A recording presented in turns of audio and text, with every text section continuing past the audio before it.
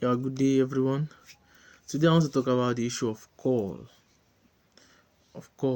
calling. You see, God has a unique role for you to play in His family, and only you can play that role. And that role is your assignment, and that is your call. Do you get? Because now I've seen a lot of ministers or a lot of people that call themselves ministers trying to manipulate people that God has called you to be in this ministry, that God has called you to do this in this ministry, that God has called you to do this in this ministry, and God called you, but God did not call you personally. God have to send them to you. I'm not saying God doesn't do that. I'm not saying they're lying. I'm not saying they're telling the truth. But first thing I wanted to understand is that there's no call without an assignment. All through the Bible, from Genesis to Revelation, and make you to understand that Adam was created to be fruitful and multiply, but his assignment was to till the garden, was to cultivate the garden, and to make the garden conducive for the living. That was his assignment, and for this essence, God gave him an helpmate to help him fulfill that assignment. The second person I would like to make it understand was Noah. God called Noah to make an ark because he was about to destroy the world as out of that time, and he created the ark. We all know the story.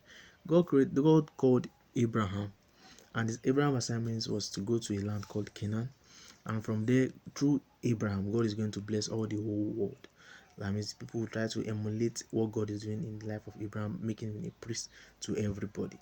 And along the line, he gave birth to Isaac, he gave birth to Jacob, and we all know God changed the name of Jacob to Israel. And God's plan was that this Israel is going to be a nation on that land, of that Canaan land, so that people can emulate them and see them and do what they are doing and be a child of God, and and draw them back to God. That was Jacob's assignment. Joseph's assignment was that because there was a time in Abraham's life that he made a sacrifice unto the Lord, and he stoned the sacrifice. He stoned the birds that was eating the sacrifice. And God said his servants are going to be enslaved before they become free. And Joseph was the one God used to fulfill that promise, or let me say that prophecy. And Joseph went to Egypt, and through Joseph, all the Israelites were in Egypt. And after he died, they left Egypt, which brought me to Moses. When God called Moses the burning bush, we all know the story. God was calling Moses to deliver the people out of the land of Egypt and the land of to the land of Canaan, which is flowing from milk and honey. That was Moses' assignment. Aaron was the first priest.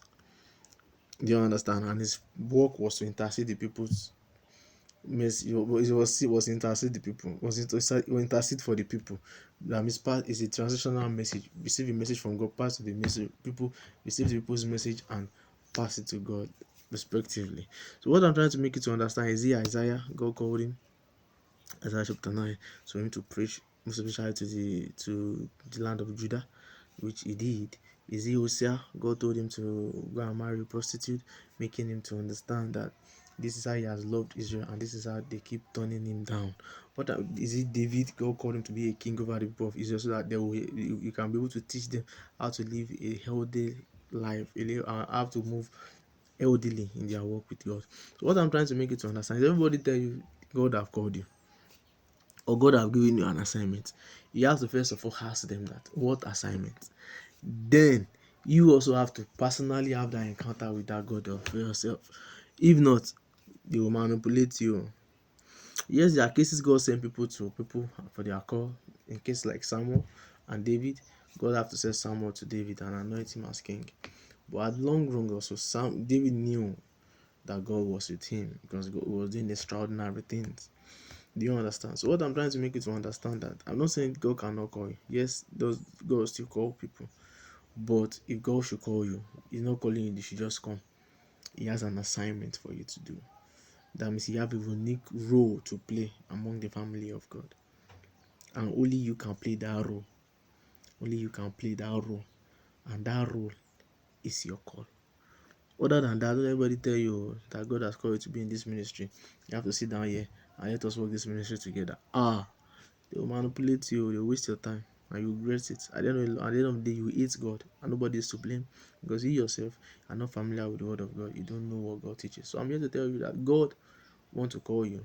He was going to call you personally. Let me give you further example. Paul the apostle, God called him to go to the Gentile world. Can you see? John the beloved, God called him to write the book of Revelation. Peter was called to stay with the circumcised, while Paul was told to minister to the uncircumcised. Can you see? I'm trying to make us to understand that people will not deceive us. People will not deceive us.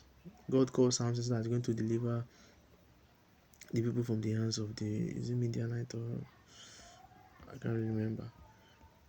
Or is it Philistine? Yeah, Philistine. It was Gideon that God called to deliver them from the Midianite. God called Joshua so that Joshua is going to distribute the land of Canaan to the respective family, the respective clans and everything. And please, I'm warning you, don't fall a prey of any manipulative person outside there. If God has a message for you, even if God sends people to you, He's going to confirm His message. I'm begging you. I hope this helps.